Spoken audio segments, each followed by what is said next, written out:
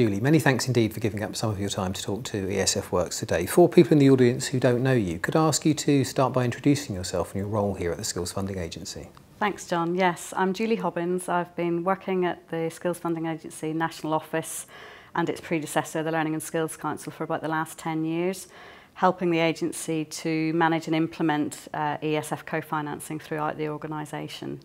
Part of how I do that is overseeing how the agency manages the procurement and contracting, commissioning of ESF, aligning the co-financing plan at regional level with the National Memorandum of Understanding that we now have, and managing the organisation across all elements of ESF, as I said, from the procurement through to the contracting, performance management of those contracts, and how that actually fits in with meeting the operational programme targets for ESF. If I could just explain a little bit about the background, about the way that the Skills Funding Agency operates co-financing, because it might be different to some other organisations. We procure all of our ESF on an open and competitive tendering basis, and therefore we fund that at 100%, so all of the funding goes to those providers to deliver that ESF.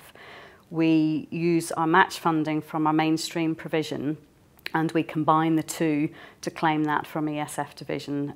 So all of the majority of our mainstream funding is also eligible type of activity, skills provision and training that also meets ESF programme requirements.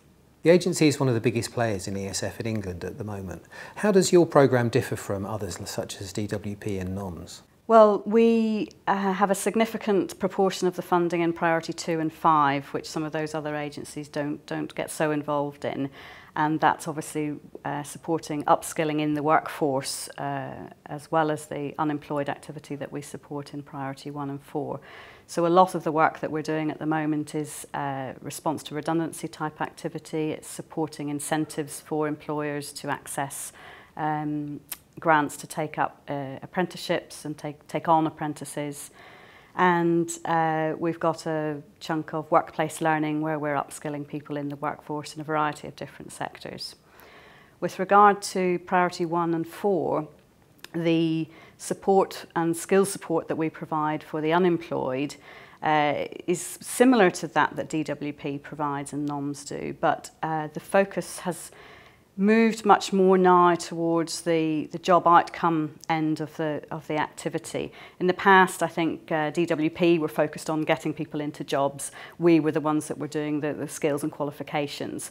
But now I think they're dealing with the people that are harder to reach, like the troubled families and so on, getting them to a point where they are able to access learning or employment. And we then provide the vocational skills and training that help them actually get into that employment and succeed and stay in that employment. So does that mean then that, unlike in the past, there's more progression from one part of ESF to another, from one CFO's programme to another? Yes, I think where in the past maybe each co-financing organisation had their own kind of progression routes, if you can look at it more holistically now, you can see the progression in the ESF programme as a whole. So it does move people along that pathway closer to the labour market. I also didn't mention that we also support the Young People's Learning Agency, which is now the Education Funding Agency, and the NEET provision on their behalf for 16 to 18-year-olds as well in Priority 1 and 4, so that we're able to support the younger end of the market as well, and we do that on their behalf as they're not a co-financing organisation. Your programme is one of the few with ESF funds still uncommitted at the moment, with funds left to distribute. What sort of work are you looking to commission over the remainder of the programme? We have a significant chunk of Priority 2 and 5 funding left, over £100 million, that we're planning to procure in the autumn, with a focus on apprenticeships and work-based learning, especially for those that are less able to take advantage of that programme and those programmes at the moment. So we're also, in determining the specification for that, looking at some changes to broaden the prospectus, so we're not being as specific as we have been in the past about the inputs. We're looking more for the outputs, what we want to achieve at the end of it. And we're engaging both local and national stakeholders and partners more in understanding what the local needs are, making sure that we're reflecting those in the specification. So you say there's a move to more of a focus on outputs rather than the measures that are used. What sort of outputs are you looking for? Part of that will depend on what the programme targets are in the ESF programme that we're still outstanding, if you like. We've achieved a significant proportion of those targets already, particularly in terms of participation and some of the qualifications that are in the programme. But there are still some areas that we want to focus on, particularly in terms of target groups. So looking at the gender participation issue and encouraging more women into apprenticeships, particularly in construction or engineering, that kind of thing. We're also looking much more at progression as well as just qualifications. So we're looking at getting people that might not otherwise have considered an apprenticeship to upskill them and give them the skills for them to be able to enter into an apprenticeship and succeed in that. And if we can achieve that, then also looking at moving them on into an advanced or a higher apprenticeship as well. Since the programme started back in 2007, there's obviously been a lot of changes in the economy, in the labour market, and not least in government policy. How's your ESF programme changed over time in response to those changes, and how is it currently being used to take forward the government's priorities now?